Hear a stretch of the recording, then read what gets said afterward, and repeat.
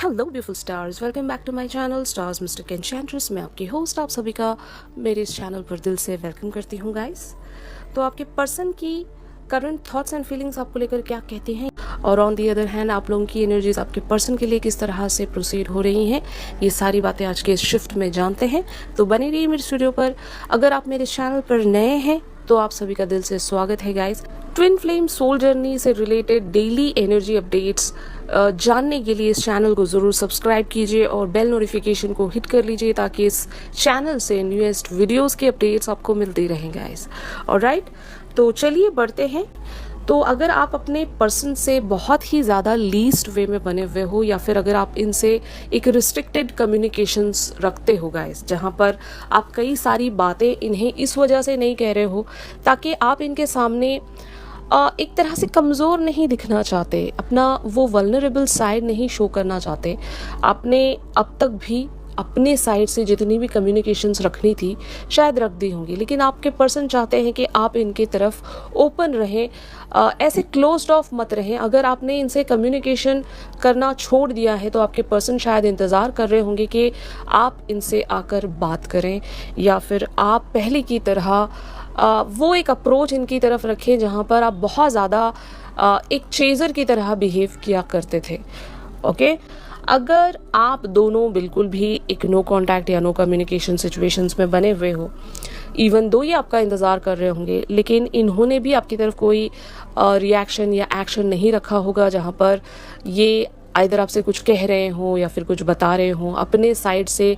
अगर इन्होंने अब तक भी कुछ नहीं बताया है और एक जो सिचुएशन है वो पाउज में चली गई है, एक हेल्ड बैक वेज में बनी हुई है, तो ज़रूर आपके पर्सन इसीलिए इस पाउज को बनाकर रख रहे हैं ताकि ये आपके और इनके बीच में जो भी एक जो सिचुएशन अभी बनी हुई है वहाँ पर ये गौर कर सके और अच्छे से चीज़ों को एनालाइज कर सके। और अगर आपने इनसे एक स्ट्रेट फॉरवर्ड कम्युनिकेशन रखा था और अब आंसर देने की बारी इनकी थी और ये फिर भी पाउज में चले गए हैं, तो ये आपसे यही कहना चाहते होंगे कि मुझे कुछ टाइम दे दीजिए, मुझे इन सारी बातों को दोबारा से रीएनालाइज करना है, सोचना है इन सब चीज़ों के बारे में, क्योंकि मेरे लिए ये सब कुछ इतना आसान नहीं है। जिस एंड से आपके लिए सब कुछ बहुत ही आसान होगा, आपके लाइफ में वो सिनेरियोज नहीं होंगे जो मेरे लाइफ में हैं। तो शायद आपके पर्सन कुछ टाइम चाहते हैं आपसे। तो ऑफ कोर्स आपके पर्सन यही कहना चाहते हैं, इनके लाइफ में बहुत सारे ऐसे टास्क हैं जहां पर इन्हें इक्वल अटेंशंस रखने पड़ते हैं। अगर ये आपकी तरफ टाइम नहीं दे पाते हैं तो वजह यही है कि इनके लाइफ में और भी बहुत सारी चीज़ें हैं जो इनका अटेंशन चाहती हैं, और शायद ये मल्टीटास्किंग में भी बने होंगे। एक तरफ इनका जॉब होगा, दूसरी तरफ इनकी फैमिली होगी, और इनकी लाइफ में बहुत सारी ऐसी चीज़ें होंगी जहाँ पर ये अभी राइट नाउ एक तरह से जगलिंग सिचुएशन में बने हुए हैं। और ये इवन मैं ऑप्शंस भी कह सकती हूँ कि अगर इन्हें एक ऑप्शन चूज़ करके आपके साइड बढ़ना है तो जो दूसरा ऑप्शन इनके लिए बना हुआ है, जिसे हम प्रायोरिटी कहेंगे, तो इनकी लाइफ में प्रायोरिटीज़ को लेकर बहुत सारा एक जगल बना हुआ है। और यही वजह है कि ये आपसे एक पाउज चाहते हैं, कुछ टाइम चाहते हैं ताकि ये समझ सकें। फाइन, तो ऑफ कोर्स इनका जो प्यार है आपके लिए वो रियल है। अगर आपको इनके प्यार पर डाउट हुआ करता है और अगर आपको ऐसा लगता है कि ये आपसे प्यार करते भी हैं या नहीं, तो ये शायद आपसे यही कहना चाहते हैं कि मेरा जो प्यार है आपके लिए वो सच्चा है, वो रियल है, इसमें कोई भी किसी तरह की फेकनेस नहीं है।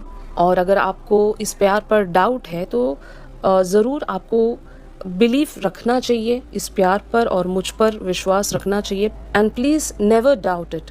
तो यही आपके पर्सन आपसे कहना चाहते हैं। तो इन्हें लगता है भले ही फोर फ्रंट पर चीज़ें बहुत ज़्यादा डिफ़िकल्ट होंगी, लेकिन इनका मन कहता है कि आप दोनों दोबारा से एक होने वाले हो। यानी कि ये जो पर्सन है इनके साथ आपकी ऑलरेडी एक यूनियन हो चुकी होगी, और अगर यूनियन होने के बाद आप दोनों का एक सेपरेशन हुआ है गाइस, तो आपके पर्सन को लगता है कि हम दोबारा से ज़रूर मिलेंगे, इस लाइफ टाइम में हमारा रीयूनियन पक्का है। अगर आपके पर्सन आपसे काफ़ी टाइम से एक सेपरेशन में चल रहे हैं और इनकी लाइफ में चीज़ें बहुत ज़्यादा डिफ़िकल्ट हैं, अगर कुछ समय तक आपके पर्सन को ऐसा लगता था कि यहाँ पर कभी हम लोग मिल नहीं पाएंगे, या फिर ये जो कनेक्शन है ये ख़त्म हो चुका है, या फिर इतनी सारी डिफ़िकल्टी हम दोनों के बीच में है, इतने सारे ऑब्स्टिकल्स हैं और पता नहीं हमारा कभी रीयूनियन हो भी पाएगा या नहीं। अगर आपके पर्सन ऐसा सोचा करते थे तो इनका मन इनसे कहता है कि यहाँ पर एक जो रीयूनियन है वो पक्की है,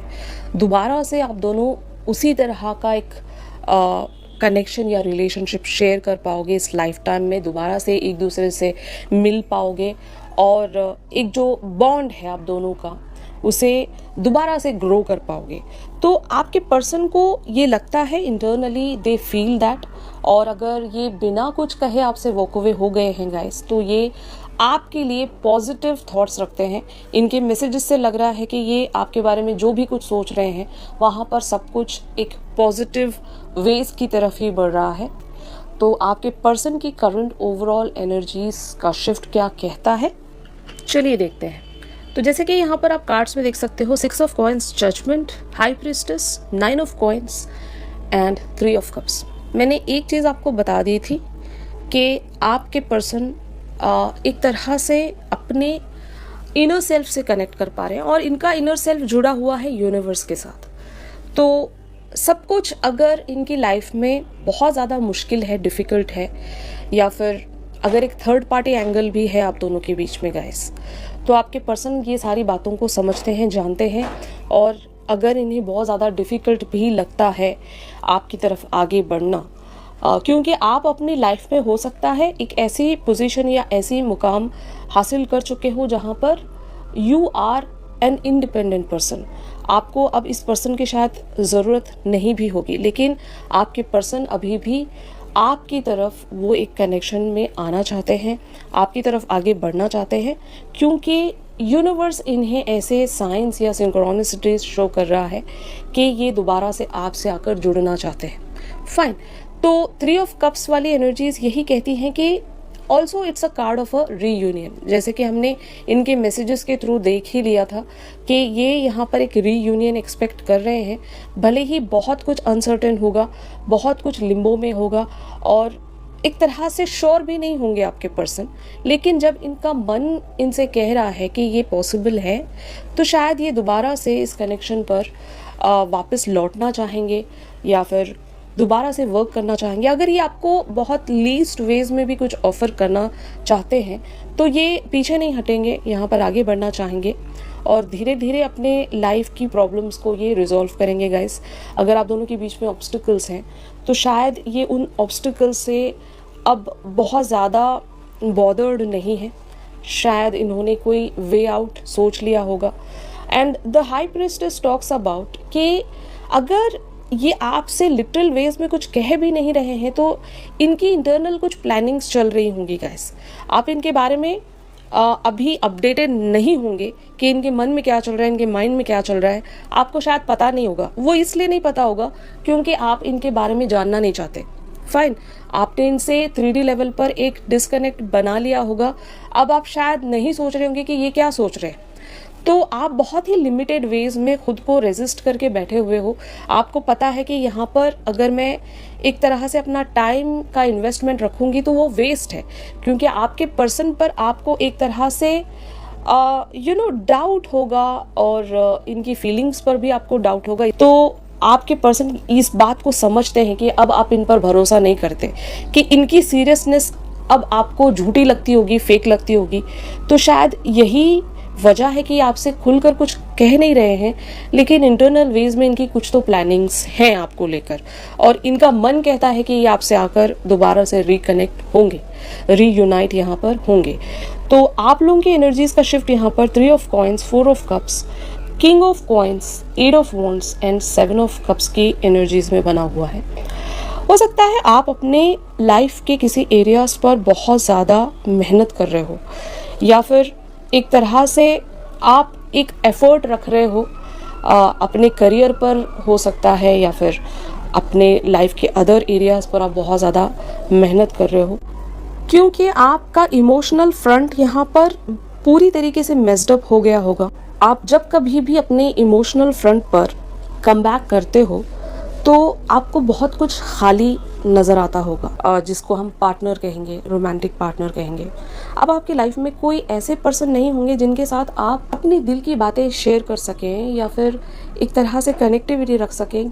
कोई भी आपकी लाइफ में ऐसे नहीं होंगे जिनके साथ आप एक डिस्कशन में आ सकें, भले ही आप अपने बारे में बता रहे हो या फिर आपका दिन कैसा रहा ये बता रहे हो, तो आपकी लाइफ एक तरह से खालीपन में बनी होगी।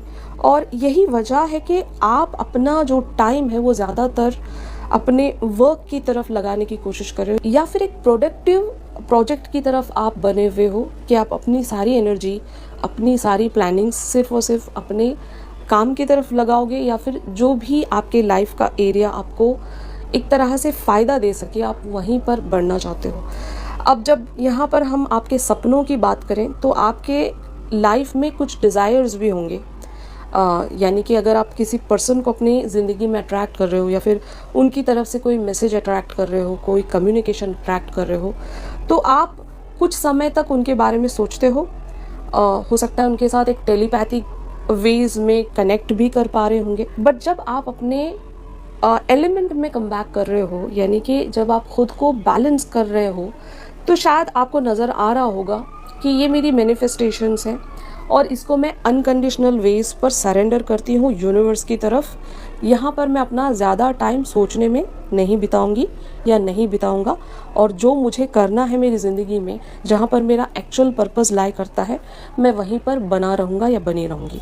तो आपके ऐसे नेचर की वजह से आपके पर्सन के अंदर एक चेंज देख रहे हो आप। मतलब जब हमारी फेमिनिन्स अपने मैस्कुलिन को चेज करना छोड़ देती हैं तो ये पूरी की पूरी जिम्मेदारी आपके मैस्कुलिन पर आ जाती है कि अब मेरी फेमिनिन ने तो मुझे चेज करना छोड़ दिया, अब इस जर्नी का क्या होगा, मतलब इस रिलेशनशिप का क्या होगा और हम लोग कैसे आगे बढ़ेंगे।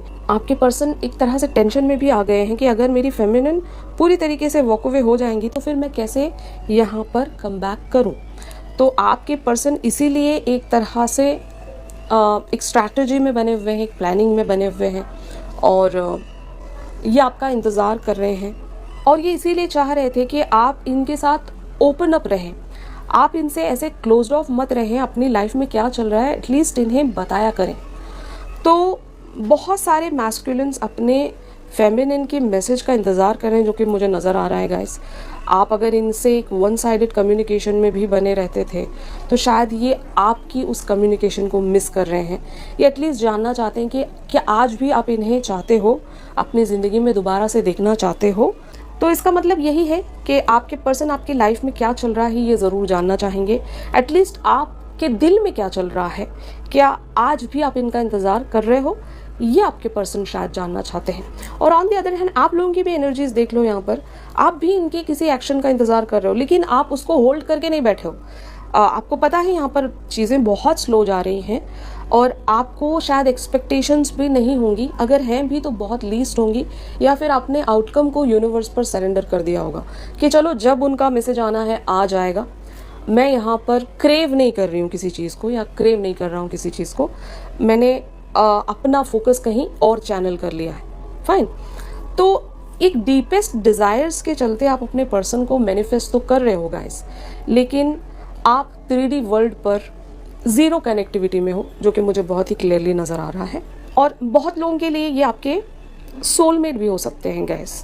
मतलब कहने का ये है कि आपको पता है कि इस पर्सन का आपकी लाइफ में कम बैक करना या फिर एक तरह से नेक्स्ट एक्शन रखना, कोई कम्युनिकेशन रखना बहुत ज़्यादा मुश्किल होगा, क्योंकि इनकी सिचुएशंस आप बहुत अच्छे से जानते हो, इनकी लाइफ में एग्जैक्टली क्या चल रहा है ये आप बहुत अच्छे से जानते हो, इनकी मजबूरियाँ क्या हैं, इनकी प्रॉब्लम्स क्या हैं और क्यों ये आपकी तरफ आगे नहीं बढ़ पा रहे हैं। ये चीज़ ऑलरेडी आप दोनों के बीच में डिस्कस हो चुकी होगी, इसीलिए आप इस मुद्दे को दोबारा से छेड़ना नहीं चाहते। आपने भी अपनी एनर्जीज़ को बहुत ज़्यादा रिस्ट्रिक्ट कर लिया और बहुत ही लीस्ट वेज में इनकी तरफ आप बढ़ते हो।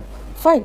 तो यहाँ पर फिर भी आपके पर्सन के लिए क्या ऑब्स्टिकल्स हैं, 9 of cups and S of swords. तो ये आपको एक डिज़ायर की तरह देखते हैं, लेकिन इन्हें आपको हासिल करने के लिए खुद के साथ एक जस्टिस करना पड़ेगा।